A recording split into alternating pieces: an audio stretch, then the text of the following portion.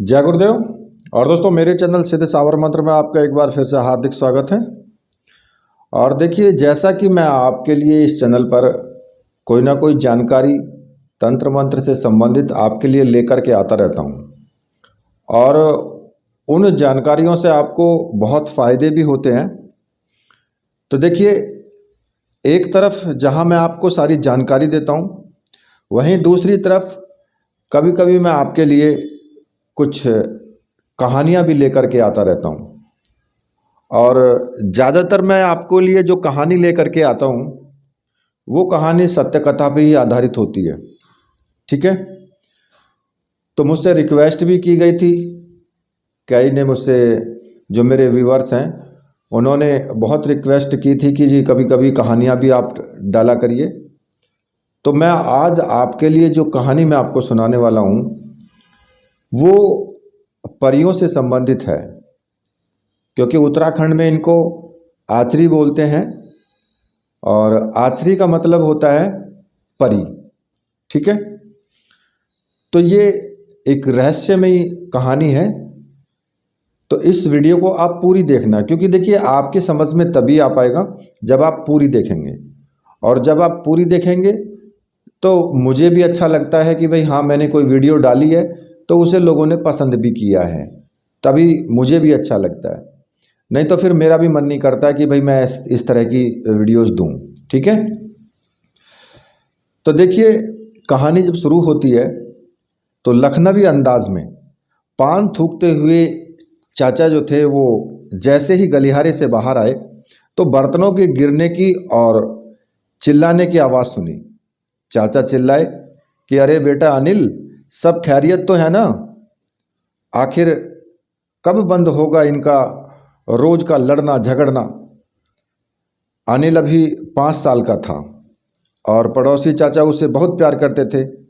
वैसे तो अनिल लखनऊ से है, लेकिन अनिल के पिताजी और ताऊजी के जो परिवार के बीच में अक्सर तनातनी रहती थी, जैसे कि अक्सर रहती भी है।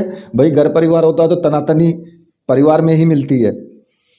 तो दोनों जो परिवार थे वो एक साथ एक बड़े मकान में साथ रहकर भी साथ नहीं रह सकते थे। रोज रोज की कहासुनी से तंग आकर जब अनिल के पिता गिरधारी लाल ने फैसला कर लिया कि वो अपना परिवार लेकर के देहरादून शहर में बस जाएंगे।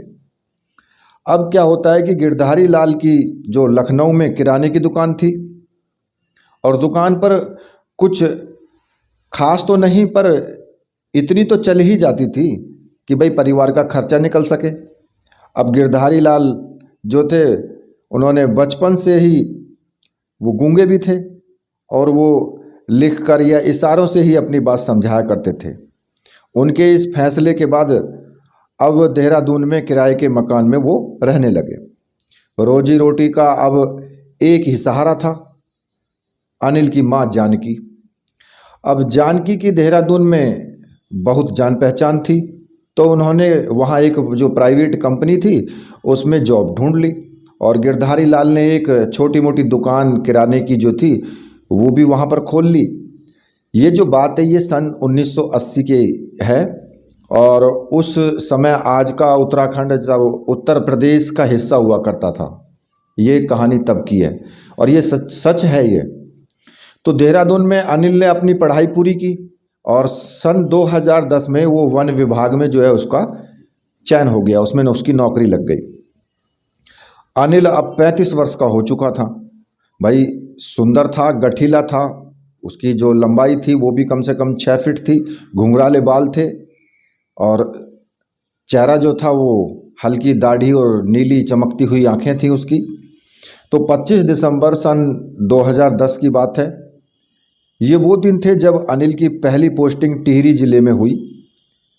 वहीं जहां आज का जो डैम है, वो टिहरी डैम पूरे विश्व में प्रसिद्ध है। वो अनिल ने पोस्टिंग लेटर ध्यान से देखा तो जगह थी पीपल डाली वन क्षेत्र, ग्राम था चौनड़ा, जिला टिहरी गढ़वाल।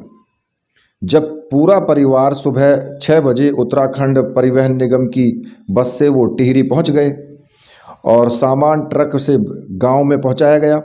ऊंचे ऊंचे पहाड़, भरी भरी वादियां थी, बादल झरने देख करके अनिल अपनी पोस्टिंग से खुश था, क्योंकि वह हमेशा से ही पहाड़ों में रहना चाहता था। अब 5-6 घंटे की थका देने वाले सफ़र के बाद में जैसे ही वो चौंदड़ा गांव में पहुँचे, वन विभाग के एक कर्मी केवल राम ने उनका स्वागत किया, उन्हें उनका मकान दिखाया और उनसे कहा कि ये आपका सरकारी आवास है, आपको यहीं रहना है, मैं आपका सारा सामान निकलवा देता हूँ, कोई ज़रूरत हो तो मैं पास के ही क्वार्टर में रहता हूँ, आवाज़ लगा देना। और ये है आपका सेवक। सेवक का नाम था चैतू, ये आपका ध्यान रखेगा।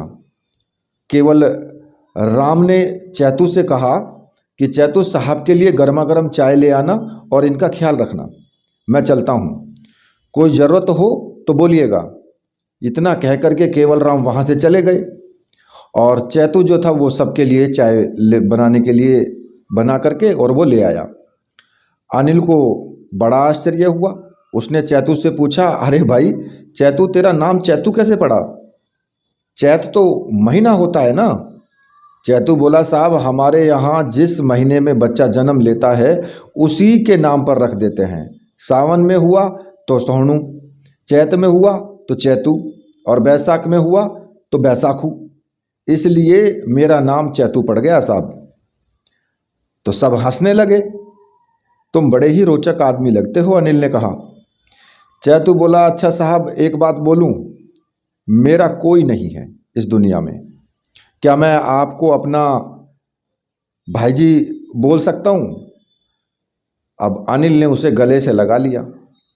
कैसी बात करता है, हम हैं ना तेरे, तू मेरे छोटे भाई जैसा है, मेरा छोटा भाई अगर होता तो बिल्कुल तेरे जैसा ही होता। तो चैतू की आंखों में आंसू आ गए। ठीक है भाई जी, रात होने को है, मैं खाना भिजवा देता हूँ, खाकर आराम कर लीजिएगा। चैतू नीचे की मंजिल में चला गया। अनिल और उसका परिवार खाना खाकर सो गए। अब रात के 1 बजे थे कि अनिल को जो अचानक से पायल की आवाज़ सुनाई दी। अब छन छन की आवाज़ भीतर कमरे से आ रही थी और छन छन की जो धीरे से भीतर के कमरे में वो पहुंचा जहां छन छन की आवाज़ आ रही थी। जैसे ही वो भीतर पहुंचा तो एक तेज हवा का झोंका उसके बगल से गुजर गया, मानो कोई भीतर से कोई बाहर वाले कमरे में चला गया हो। अनिल बहुत डर गया। पीछे मुड़ा तो वह बालकोनी से छनकार की आवाज़ सुनाई दी। बालकोनी में जो है वो वहाँ पर छन छन हो रही थी और कुछ लड़कियों के हंसने की आवाज़ सुनाई दी उसको। कौन है वहाँ, कौन है? अनिल घबरा करके बोला। इतने में बालकोनी का दरवाज़ा एक झटके में अपने आप ही खुल गया। अनिल घबराया हुआ बालकोनी में पहुंचा। उसने बालकोनी की जो लाइट खोली तो देखा वहाँ कोई नहीं था। उसने बालकोनी से नीचे झांका तो किसी ने उसे तेज धक्का मार दिया और वो बालकोनी से नीचे लटक गया। अनिल चिल्लाया, बचाओ बचाओ, कोई मुझे यहाँ से निकालो।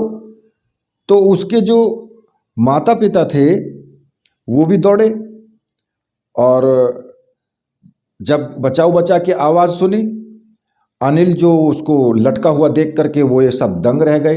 अब गिरधारी लाल अनिल को खींचने की कोशिश करने लगा, पर उसके बाजू में उतना दम नहीं था कि वो अनिल को खींच पाए।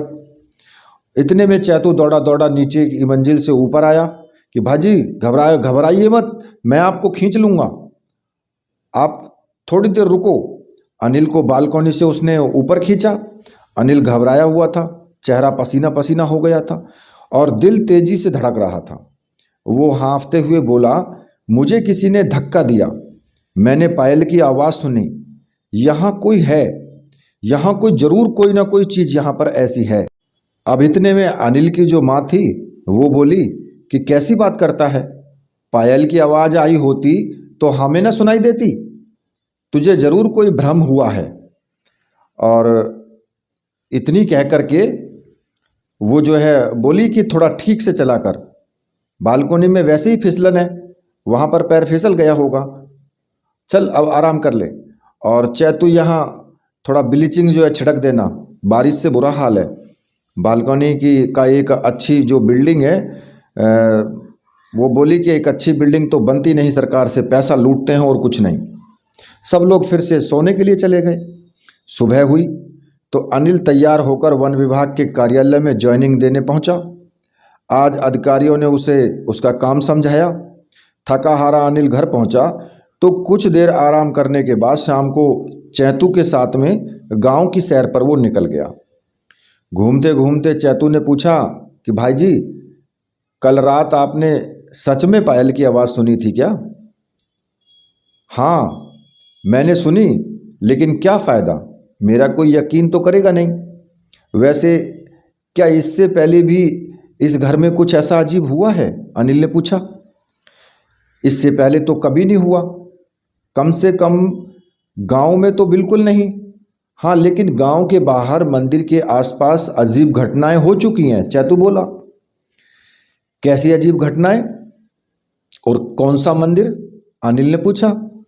कि भाई जी, आपको नहीं पता, यहाँ तो पूरे उत्तराखंड में चर्चित है। वो सामने पहाड़ देख रहे हो ना? चैतू बोला। कि कौन सा पहाड़? वो सामने वाला पहाड़। हाँ वही, खैट पर्वत है वो, उसे खैट पर्वत कहते हैं। उस पहाड़ की चोटी पर 9 परियां रहती हैं। यहाँ के लोग उन्हें उन परियों को जो है आचरी मातरी के नाम से कहते हैं। उन्हें जो भी युवक भा जाता है उसे वो मूर्छित करके ले जाती हैं। तो देखिए, आपने भी सुना होगा खैट पर्वत का नाम। वहाँ पर ये सच्चाई भी है कि वहाँ पर परियां निवास करती हैं और माता का मंदिर भी है वहाँ पर। खैर, हमें वहाँ पर जाने का अवसर मिलेगा, और अवसर मिलेगा तो हम वहाँ की वीडियो आपके लिए बना करके ज़रूर देंगे, ठीक है? ये मैं आपसे पर्सनली बोल रहा हूँ। अब कहानी आगे बढ़ाता हूँ। तो वो जो भी युवक सुंदर उनको भा जाता है वो उसको मूर्छित करके और ले जाती हैं। बहुत साल पहले गांव में एक किसान हुआ करता था, जीतू बगड़वाल, और जीतू बहुत सुंदर बांसुरी बजाता था। एक दिन वो खैट पर्वत पर पशु चराने के लिए गया हुआ था और बैठकर बांसुरी बजाने लगा। उसकी बांसुरी की धुन सुनकर आचरी उस पर मंत्रमुग्ध हो गई और उसे मूर्छित करके अपने साथ ले गई। उस दिन के बाद से जीतू कभी लौट कर नहीं आ पाया। वो परियां अच्छी हैं या बुरी ये कोई नहीं जानता। हम उन्हें वन देवी मानकर भराड़ी देवी के रूप में उनकी पूजा करते हैं, और हर साल यहाँ 15 जून को भव्य मेला लगता है। पास में ही भराड़ी देवी का मंदिर भी है, जहाँ रात के समय कोई नहीं जाता। अजीब सी आवाज़ें आती है वहाँ से। यहाँ जंगलों में चटक कपड़े पहनना, बाल खुले रखना, तेज़ आवाज़ में चिल्लाना, संगीत बजाना, ये सब मना है। इन बातों का ध्यान रखना भाई जी। आपकी नौकरी तो वैसे ही जंगल की है, चैतू बोला। क्या उल फजूल की बातें कर रहे हो? परियां सिर्फ कहानियों में होती हैं, अनिल ने कहा। और बोला कि ये सच है भाजी, चैतू ने कहा। आप मानो या मत मानो, पिछले ही महीने यहाँ अमेरिका की यूनिवर्सिटी के कुछ लोग आए थे और इस बात की पुष्टि करके गए हैं कि यहाँ मंदिर के पास कुछ अदृश्य शक्तियाँ रहती हैं। उनके जो यंत्र थे उनमें कुछ अलग तरह की ऊर्जाएं या महसूस की हैं। आप ज़्यादा सतर्क रहिएगा, अक्सर सुंदर लड़कों को उठा ले जाती हैं ये परियां। वैसे घबराने की बात नहीं, क्योंकि ये कहानियाँ बहुत पहले की हैं। हाल फिलहाल में तो काफ़ी समय से ऐसा कुछ नहीं हुआ, पर सावधानी जरूर बरतिएगा। भूल कर भी रात को मंदिर के पास और पर्वत पर मत जाइएगा। आगे अपना अपना विश्वास। मेरा काम था आपको सचेत करना, सो मैंने किया। चलो ठीक है, जैसा भी है। वैसे भी शादी की उम्र तो हो चली है, कोई लड़की नहीं मिली तो परी ही सही, अनिल ने ठहाका लगा करके कहा, और ये कह करके हंसने लगा। तो अचानक उसका पैर मुड़ गया और वो जोर से कराह उठा। चैतू ने बोला कि क्या हुआ भाजी? लगता है मेरे पाँव की नस मुड़ गई, अनिल ने कराहते हुए कहा। रुको मैं देखता हूँ। जो चैतू ने ये कहकर अनिल के पैर के तलवे को हथेली से मसलना शुरू कर दिया कि अचानक अनिल के पैर का दर्द सही हो गया। क्या बात है चैतू, तूने तो एक झटके में ही सही कर दिया, मानना पड़ेगा तुझे, अनिल बोला। ये तो मेरे बाएं हाथ का खेल है। अच्छा भाजी, एक बात बताओ, वैसे तो बहुत सुंदर टैटू बनवाया है पैर पर, लेकिन तलवे पर भला कौन टैटू बनवाता है? चैतू बोला। अनिल ने आश्चर्य से अपना पाँव का तलवा देखा तो हैरान रह गया। ये निशान तो मेरे पैरों पर पहले था ही नहीं, ये मेरे पैरों पर कैसे आया? अनिल बोला। अनिल ने उसे मिटाने की कोशिश की तो वो निशान सुर्ख लाल हो गया, बिल्कुल एकदम। ऐसा अजीबोगरीब निशान तो मैंने भी पहले कभी नहीं देखा भाई जी, चैतू बोला। खैर छोड़ो, अंधेरा बहुत हो गया है, चलो घर चलते हैं, अनिल ने कहा। अब दोनों घर पहुंचे तो अजीब सी मनहूसियत छाई हुई थी घर में। चारों तरफ अंधेरा, बिल्लियों के रोने की आवाज़। दरवाज़ा खुला तो अंदर से सफ़ेद कबूतरों का एक झुंड उनके सिर पर ऊपर से उड़ करके पहाड़ी की तरफ निकल गया। दोनों भीतर पहुंचे तो सन्न रह गए। अनिल की माँ और पिताजी ज़मीन पर बेहोश पड़े थे। वह जैसे ही उनके पास पहुंचा कि तभी अनिल को अपने आसपास किसी अदृश्य शक्ति की मौजूदगी महसूस हुई। उसे खिड़की से घूर कर कोई देख रहा था, मगर कौन? ये जो बातें थी ये अनिल के साथ हुई। अब अनिल ने उस बात को देख करके वो एकदम से घबरा गया। तभी अनिल चिल्लाया कि कौन है वहाँ, कौन? तो उसे खिड़की के पीछे बालकोनी से कुछ लड़कियों के हंसने की आवाज़ें आने लगी, मानो वह उसके साथ कोई खेल खेल करके खुश हो रही हों। वो आवाज़ जो पिछली रात को सुनाई दी थी, इस बार अनिल पहले से अधिक सतर्क था। कौन है वहाँ बालकोनी में? अनिल चिल्लाया। क्या हुआ भाजी, वहाँ बालकोनी में कहाँ जा रहे हो? कौन है वहाँ? चैतू बोला। तो बालकोनी में कोई तो है, मेरे पीछे पीछे आना, अनिल बोला। चैतू ने लाठी उठाई और अनिल के पीछे पीछे बालकोनी में पहुंचा। अनिल बालकोनी में पहुंचा तो देखा बालकोनी के कोने में एक छोटी बच्ची बैठकर रो रही थी। उसने हाथों को अपने घुटने जकड़े हुए थे हाथों से, और चेहरे के आगे भूरे काले बाल, वो अपना सिर झुकाए बैठी थी। पूछा अनिल ने वहाँ पर कि कौन हो तुम, यहाँ क्या कर रही हो? अनिल ने कांपते हुए बोला अनिल। चैतू इधर उधर नजरें घुमाने लगा। कहाँ भाजी, किससे बात कर रहे हो? यहाँ तो कोई नहीं है। चैतू उस लड़की को नहीं देख पा रहा था। अरे सामने ही तो बैठी है, कोने पे, अनिल घबरा कर कांपते हुए बोला। ज्यों ही अनिल ने एक कदम उसकी ओर आगे बढ़ाया, अनिल के पैर का निशान जो था वो तेज दर्द करने लगा। इतना तेज दर्द कि वो खुद को संभाल नहीं पाया और लड़खड़ाकर अपनी जगह पर गिर पड़ा। उसके पैर का निशान लाल सुर्ख होकर तपने लगा। अनिल दर्द से करा रहा था और वो लड़की कोने में बैठकर हंस रही थी। उसकी शैतानी हंसी सुनकर अनिल बहुत डर गया और दर्द से तड़पने लगा। अनिल चिल्लाया, मुझे पता है कि ये तुम कर रही हो, छोड़ दो मुझे, वरना मैं दर्द से मर जाऊंगा। चैतू को कुछ समझ नहीं आ रहा था कि ये क्या हो रहा है। वह अनिल के पैर के निशान को जलता देखकर आश्चर्य में था। भाई जी, ये क्या हो रहा है? मैं क्या करूं? कुछ समझ में नहीं आ रहा है। हे भराड़ी माँ, रक्षा कर, चैतू बोला। अचानक अनिल के पैर का दर्द सही हो गया। घर के खिड़की दरवाजे तेजी से हिलने लगे, तेज हवाएं चलने लगी, बादल गरजने लगे। एकदम खौफनाक माहौल, चारों ओर बिल्ली के रोने की मनहूसियत जो है, और उस माहौल को और खौफनाक बनाती हुई उसकी शैतानी हंसी थी उस लड़की की। उस लड़की ने धीरे धीरे अपना सिर ऊपर उठाया। उसके सिर के बाल उसके चेहरे को ढके हुए थे, इसलिए अनिल उसका चेहरा तो नहीं देख पाया।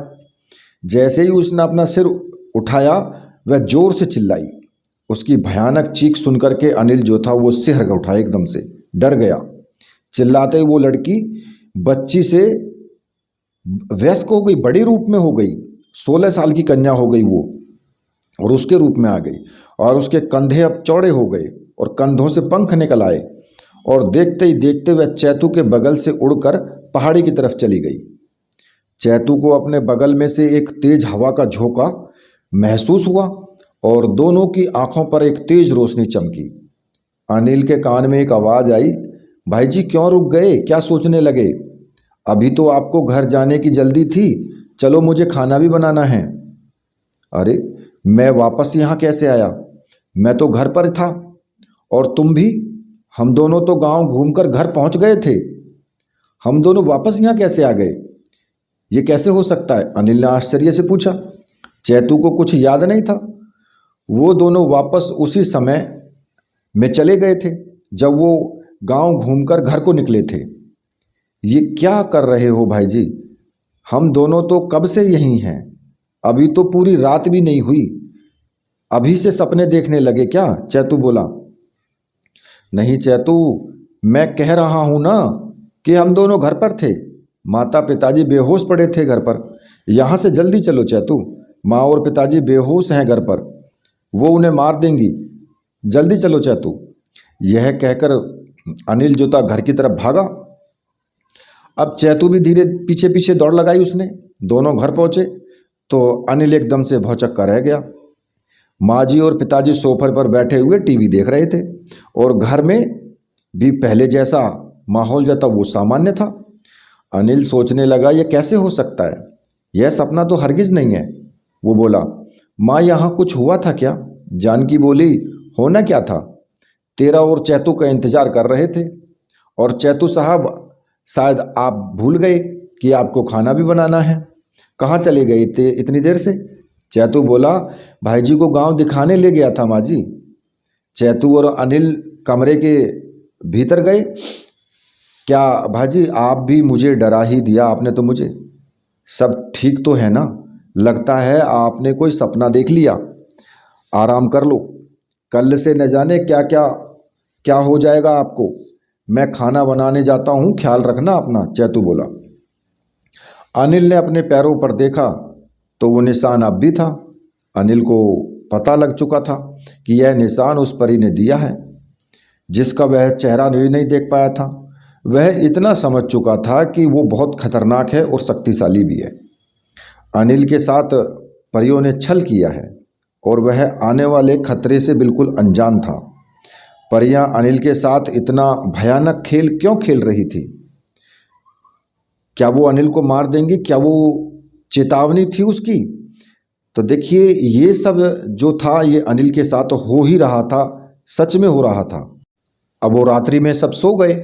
सोने के बाद अनिल सुबह उठा, अपने काम पर गया और शाम को वापस घर लौट आया। दिन भर वो यही सोचता रहा कि उसके पैर पर जो निशान था उसका मतलब क्या है, वो कैसे उसके पैर पर आया। अनिल के दिमाग में एक विचार आया। वह जल्दी से कपड़े बदलकर नीचे वाली मंजिल में पहुंचा। चैतू, क्या तुम किसी ऐसे शख्स को जानते हो जो मुझे इस निशान के बारे में बता सके? तुम्हारे जानने में कोई तांत्रिक या पुजारी है? अनिल ने चैतू से पूछा। वैसे मुझे लगता तो नहीं कि कोई घबराने वाली बात है, पर फिर भी एक माई है जो मदद कर सकती है। गांव वाले उसे पागल कहते हैं, पर मैंने सुना है कि वो जीतू बगड़वाल की एकमात्र वंशज है जो अभी तक जीवित है। जीतू के जाने के बाद जीतू के बेटे ने तांत्रिक सामोरा से तंत्र विद्या सीखी और काली माँ की सिद्धि प्राप्त कर ली थी। वह अपने पिता जीतू को तो वापस नहीं ला सका, पर उसकी आत्मा को 14 जून की रात्रि को एक घड़े में लेकर आता था। गुस्से में जो आथरियाँ थी वो 14 जून की रात को जीतू के बदले कोई जानवर की बलि ले जाती थी गांव से, और वह अब तक चल रहा है। जीतू के आने की खुशी में गांव वाले 15 जून को त्यौहार मनाते हैं। एक बड़ा मेला लगता है गांव में, और 15 जून की रात को ही जीतू की आत्मा को वापस आछरी मातरी घर हर के फिर ले जाती हैं।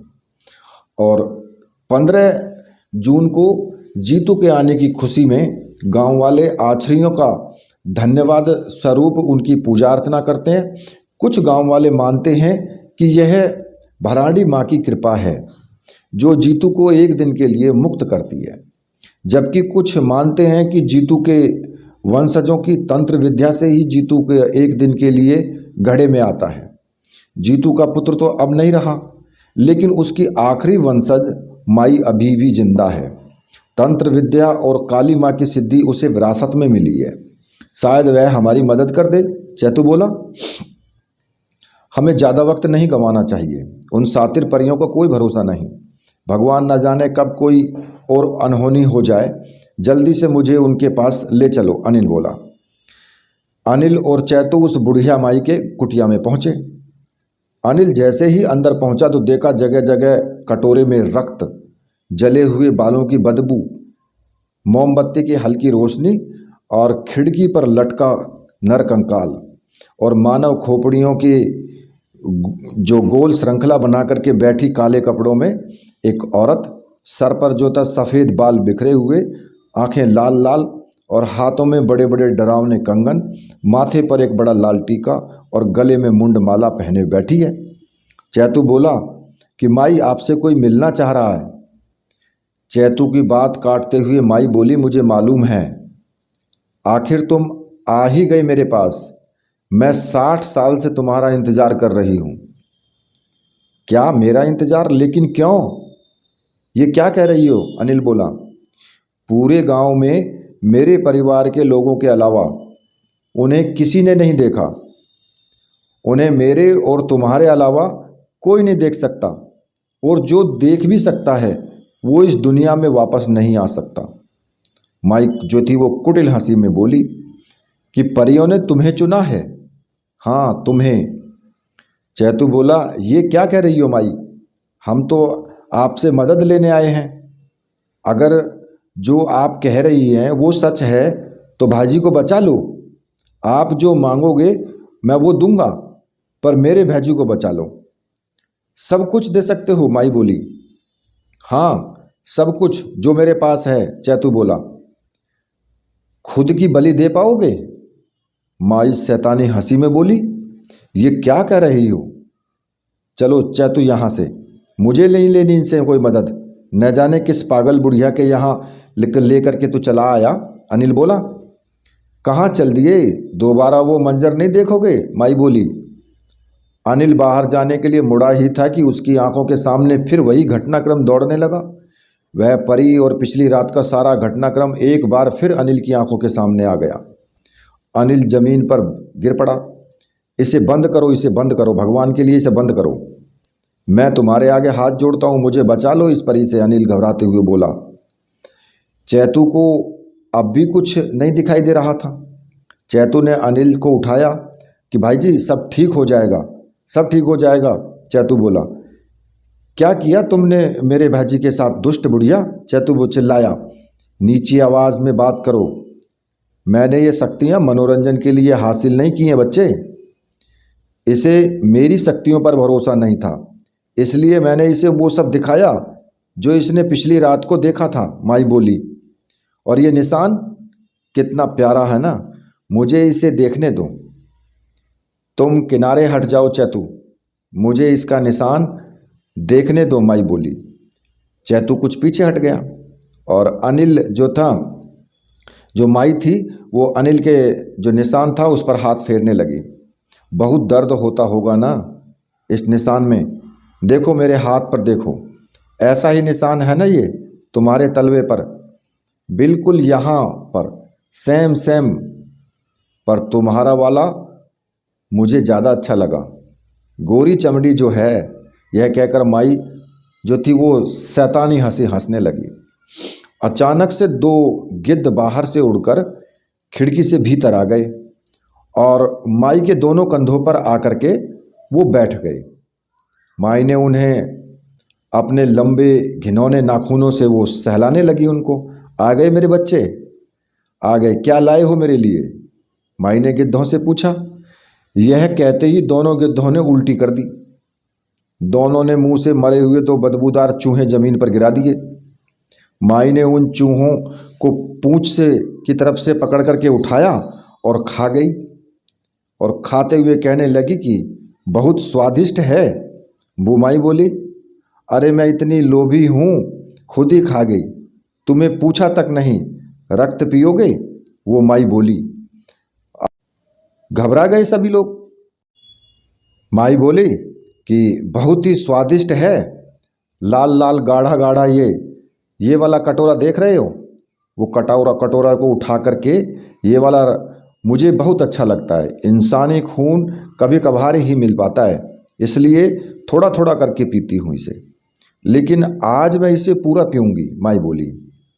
उसने वह कटोरा एक हाथ में लिया और दूसरे हाथ से एक नुकीली कील जैसी चीज उठाई और उनमें से एक गिद्ध की आंख में उसने घोंप दी। उसने उसकी दोनों आंखें निकाल ली। यह सब बहुत घिनौना और डरावना था। उसने वह खूनों से लथपथ आंखें इंसानी खून वाली कटोरे में डुबो दी। अब इसे पीने में और मजा आएगा। और वो शैतानी हंसी में जोर जोर से हंसने लगी। गिद्ध खून से लथपथ तड़प रहा था। माई ने उसे उठाया और एक मिट्टी के घड़े में डाल दिया। घड़ा उसके तड़पने से इधर उधर डोल रहा था। देख रहे हो ये घड़ा, ये बेजान कितना तड़प रहा है अंदर, बेचारा, दया नहीं आ रही है ना माई। माई बोली कि तभी उसने एक मानव खोपड़ी गुस्से में दीवार पर पटक दी और बोली, ऐसे ही तड़पती होगी जीतू की आत्मा घड़े में, ऐसे ही तड़पती होगी। उसने वह खून भरा जो कटोरा था वो गट गट कर पूरा एक सांस में पी लिया, मानो कई वर्षों की प्यासी हो। गिद्ध की आंखें चबाते हुए उसे देखना बहुत घिनौना था। जैसे ही उसने वो चबाया, उसके मुख से सफ़ेद द्रव्य की पिचकारी निकली एकदम से। उसकी मुख खून और सफ़ेद द्रव्य से भरा हुआ था। छी, कितना गंदा और घिनौना था। तुमने एक बेजुबान को मार डाला, तुम बहुत बुरी हो। अनिल बोला। हाँ बाजी, सही कह रहे हो, तुम बहुत घिनौनी हो। तुम्हें हमारी मदद करनी भी है या नहीं? चैतू बोला। माई बोली, मदद? वह तो मैं कब की कर चुकी, वरना वो परियां तो इसे कल रात ही उठा ले जाती और तुम बैठे बैठे आंसू बहा रहे होते या मारे जाते, और फिर मैं तुम्हारा रक्त पी रही होती। वैसे तुम बहुत स्वादिष्ट होगा ना तुम्हारा रक्त। वह नुकीली कील लेकर चैतू की तरफ बढ़ी। इधर आओ, मुझे चखने दो। अनिल ने माई को धक्का देकर चैतू को दूर हटाया। दूर हो जा चैतू, दुष्ट बुढ़िया, अनिल बोला। दुष्ट बुढ़िया? वह इतनी शैतानी हंसी में बोली। दुष्ट नहीं, तुम्हारे लिए मैं भगवान से कम नहीं हूँ। मेरी पूजा करो। ये निशान देख रहे हो, ये मैंने दिया है तुम्हें। ये निशान तुम्हें परियों से बचाता है। जब भी आछरी तुम्हारे पास आने की सोचती हैं, ये निशान तुम्हें उससे दूर रखता है। इसलिए कल रात मैं भी चौंक गई। उसने तुम्हारा ये निशान जलाने की कोशिश की। वो बहुत ताकतवर है, पर अफसोस कि वो ये कर नहीं सकी। एक परी इतनी ताकतवर है तो 9 परियां कितनी ताकतवर होंगी। इस निशान को मैं पिछले 20 सालों से बना रही थी। इसमें बहुत सारे मंत्र डाले थे मैंने, और उस परी ने एक झटके में ही ये निशान लगभग जला ही डाला था। माई बोली। माई चिमटा लेकर अनिल के पास आई। मुझे अपने पैर का निशान दिखाओ। अनिल ने बैठकर उसे वह निशान दिखाया। अनिल ने निशान देखा भी नहीं और एक झटके में चिमटे से अनिल के पैर का एक नाखून उखाड़ लिया। अनिल दर्द से चिल्लाया। उसे बहुत ही पीड़ा हो रही थी। पूरा पैर खून से लथपथ हो गया। चैतू चिल्लाया, दूर हो जाओ, ये क्या कर रही हो? चैतू ने माई को जोर से धक्का दिया और अनिल की चोट पर बांधने के लिए कपड़ा ढूंढने लगा। अनिल दर्द से करा रहा था और माई किसी प्यासी बिल्ली की तरह उसके खून को अपनी काली जीभ से चाट रही थी। चैतू को कहीं कपड़ा नहीं मिला तो उसने अपनी टी शर्ट का कपड़ा फाड़कर अनिल के पैर की उंगली पर बांध दिया। माई बोली, घबराओ नहीं, ये जरूरी था। मुझे इसके लिए एक ताबीज़ बनाना है। ये निशान अब ज़्यादा सुरक्षित नहीं है। यह कहकर माई ने अनिल के नाखून को एक लाल कपड़े में बांध दिया और उस पर मंत्र फूंकने लगी। उसने एक काले धागे में उसे लगाकर अनिल के गले में डाल दिया। यह तुम्हें बचाएगा आछरियों से। जाओ, अब तुम मुक्त हो जाओ, माई बोली। चैतू ने अनिल को सहारा देकर के उठाया और दोनों वहां से चल दिए और दोनों बहुत घबराए हुए थे। दोनों वहां से घर आ गए। इस तरह से 5 महीने बीत चुके थे और अनिल के साथ अब तक तो कोई विचित्र घटना नहीं हुई थी। अब वो खुश था और चैतू भी खुश था। चैतू एक दिन अनिल के साथ बैठा था। दोनों शाम को अक्सर बालकनी में बैठ कर के चाय पिया करते थे। अनिल चैतू को कभी भी यह महसूस नहीं होने देता था कि वो अनिल का सेवक है। दोनों भाइयों की तरह हमेशा प्रेम से रहते। चैतू बोला, भाई जी, मुझे उस पागल बुढ़िया पर बिल्कुल भी भरोसा नहीं था, पर उसने आपको बचा ही लिया। हाँ चैतू, मैं भी यही सोच रहा था कि वो तो खुद किसी शैतान से कम नहीं है, पर उसने मुझे बचा ही लिया। दोनों मुस्कुराकर चाय पीते हुए बालकनी से गांव का नज़ारा देखने लगे। चैतू रोज सुबह दौड़ लगाने जाया करता था, इस उम्मीद में कि शायद फौज में उसका चयन हो जाए। वो एक दिन सुबह दौड़ता दौड़ता माई की कुटिया के पास से गुजरा तो उसे वहाँ पर पूजा पाठ मंत्रोच्चारण की कुछ आवाज़ें सुनाई दी। चैतू मन ही मन सोचने लगा, इस पागल बुढ़िया को सुबह सुबह भी चैन नहीं है, न जाने क्या करती रहती है। चैतू अपनी ही धुन में फिर से दौड़ने लगा। वो घर पहुंचा और अनिल को नाश्ता देकर ऑफिस उसने भेज दिया। चैतू की यह रोज की दिनचर्या थी। अब अगली सुबह भी चैतू माई की कुटिया के पास पहुंचा तो फिर वही मंत्रोच्चारण की आवाज़। जब रोज रोज ही उसे ये सुनाई देने लगा तो चैतू ने सोचा कि क्यों न कुटिया में झांक करके देखा जाए। तो चैतू ने झांक करके देखा तो माई के साथ 5 और तांत्रिक भी थे।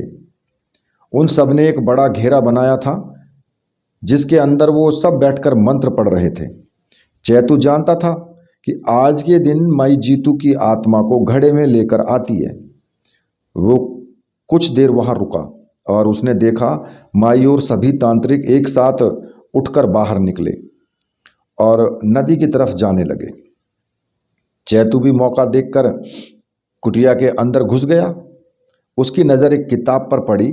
लाल रंग की पुरानी किताब थी वो खुली हुई थी शायद। माई इस किताब से कुछ पढ़ रही थी। चैतू किताब के पास आया और उसे उठाकर पढ़ने लगा। चैतू ने किताब पढ़ी तो वो एकदम से स्तंभ रह गया। उसमें लिखा था कि माई जीतू की आत्मा को हमेशा के लिए लेकर आ सकती है और उसे किसी इंसानी शरीर में डालकर जीवित भी कर सकती है। यह तभी संभव है जब परियों को जीतू के समान सुंदर कोई युवक भा जाए और परियां उसको मूर्छित करके अपने साथ ले जाने का प्रयास करें। यदि आश्रियां उस युवक को 14 जून की रात से पहले हर लेती हैं तो जीतू की आत्मा एक ही दिन के लिए आती रहेगी, जैसे हमेशा से आती रही है, और कभी भी जीतू हमेशा के लिए वापस नहीं आ पाएगा। लेकिन यदि आश्रियां उस युवक को 14 जून की रात को तब हर लेती हैं जब जीतू की आत्मा घड़े में आती है, तो एक घोर अनुष्ठान की सहायता से माई 15 जून को जीतू की आत्मा को वापस परिलोक जाने से रोक सकती है। अब चैतू समझ चुका था कि माई ने अनिल को परियों से अब तक क्यों बचा करके रखा। वो अनिल को सौंपकर जीतू को वापस लाना चाहती थी। अब चैतू को कुछ नहीं सूझा। वो बदहवास दौड़ा दौड़ा घर पहुंचा। उसने देखा कि अनिल घर पर नहीं था। उसने उसकी जो माँ थी जानकी, उससे पूछा तो उसने बताया कि अनिल आज बिना नाश्ता किए ही दफ्तर चला गया। चैतू का मन नहीं माना और वो अनिल के दफ्तर पहुंच गया। दफ्तर में पता किया तो उन्होंने बताया कि अनिल तो आज दफ्तर आया ही नहीं। माई ने जो है अनिल को दफ्तर जाते हुए अपने आदमी भिजवा करके बंधक बना लिया था और हाथ पांव बांधकर और मुंह में कपड़ा बांध करके मंदिर के पीछे, जहाँ कोई डर के मारे जाता भी नहीं, झाड़ी में उसका लॉकेट निकाल करके फेंक दिया और माई ने अपनी तांत्रिक शक्तियों से शाम ढलते ढलते वो निशान भी उसके पैरों से गायब कर दिया। शाम हुई तो मंदिर के आगे बड़े घड़े के आसपास जो लोग इकट्ठा हुए और सरपंच जी भी जो बलि के लिए बकरा लेकर के पहुंच गए। इधर जो माई थी, माई वहाँ बैठ करके और अनुष्ठान करने लगी और जोर जोर से वो मंत्र जाप करने लगी। और जो अन्य जो तांत्रिक थे माई की कुटिया में अनुष्ठान पूरा करने में जुट गए। अनुष्ठान खत्म हुआ तो मंदिर के सामने रखा घड़ा जोर जोर से हिलने लगा। लोग हैरान थे कि हर बार तो बलि देने के बाद जीतू की आत्मा घड़े में आती थी, तो आज पहले कैसे?